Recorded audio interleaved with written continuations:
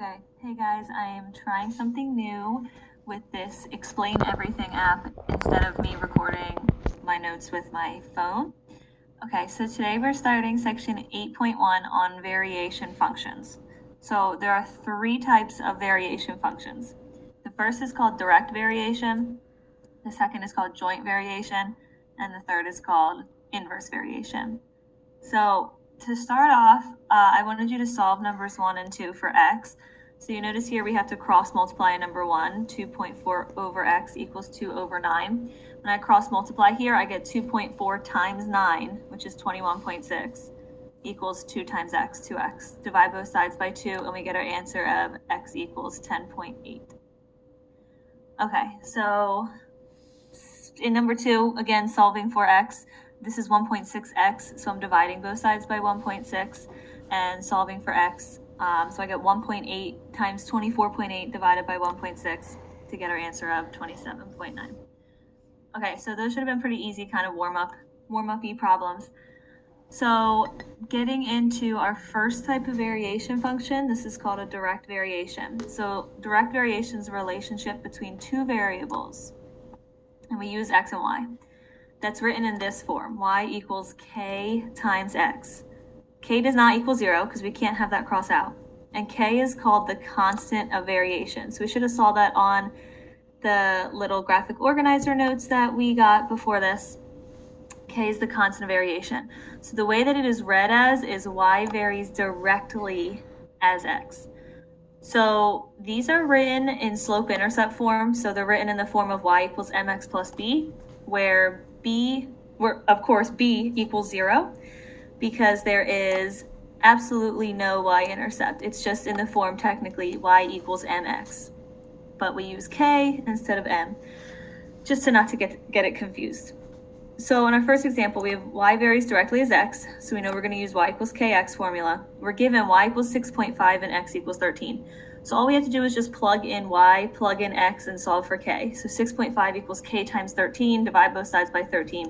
6.5 divided by 13, we get 1/2.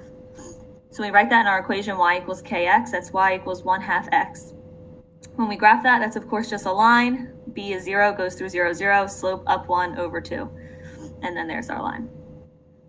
So same thing going on in number 2. When we solve for k first, we plug in y, we plug in x. So 23 equals k times 6. Divide both sides by 6, 23 divided by 6 is about 3.83. So write that in our equation, y equals 23 over 6x. Okay, so now in the next two, we're actually going to solve for something else. So we need to solve for that k value first, and then we're going to use that k value to solve for whatever it's asking for. So in number 3, it says perimeter P of a regular dodecagon varies directly as the side length L. So P varies directly as L. So we know P equals 18 and L equals 1.5. So when we plug that into our formula, instead of y equals kx, it's now P equals kl here because we're using P and L instead of y and x. So 18 equals k times 1.5, divide both sides by 1.5, we get k equals 12. So when we write that in our formula, P equals 12L, now it says to find L when P equals 75. So plug in 75 for the perimeter P equals 12L, divide both sides by 12, we get 75 divided by 12, which is 6.25. So the length here would be 6.25 inches.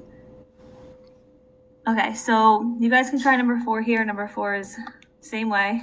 Check this with my key here. We should get an answer of about 12.99 or about 13. All right, so moving on to the next page. I can kind of scroll over here. The next one is called joint variation. So joint variation is a relationship between three variables, x, y, and z. It's written in this form, y equals kxz. And the way that we read it is y varies jointly as x and z. So we're using just one more variable here compared to direct. So here we're given the lateral surface area L. So we're going to use that big L for surface area. Varies jointly, so I know I'm going to use my joint variation equation, as the base radius r and the slant height little l. That's a slant height little l.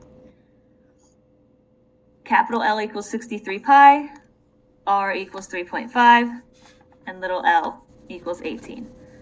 So just using that information, we know that since this is a joint variation, we have capital L equals kr little l.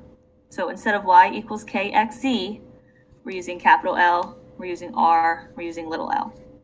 So we're going to go ahead and plug everything in that we're given. 63 pi equals k times 3.5 times 18.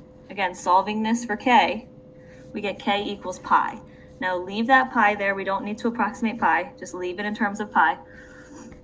So now when we plug k in to our formula, we get L equals pi r little l.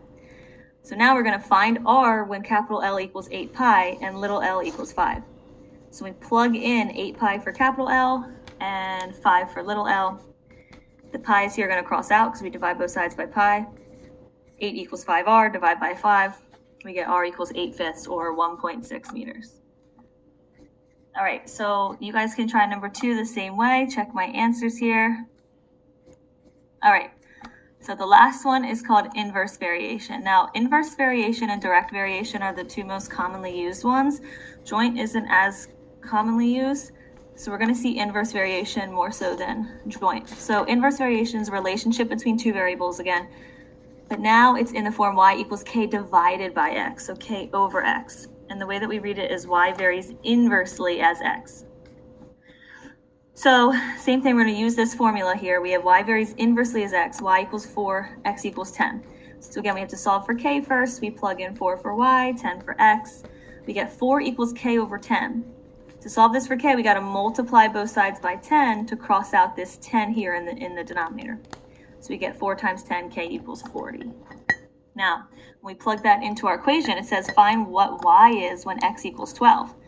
Well, here's my equation, y equals 40 divided by x. So I'm going to go ahead and plug in 12 for x. So I get y equals 40 divided by 12. Reduce that down, we get y equals 10/3.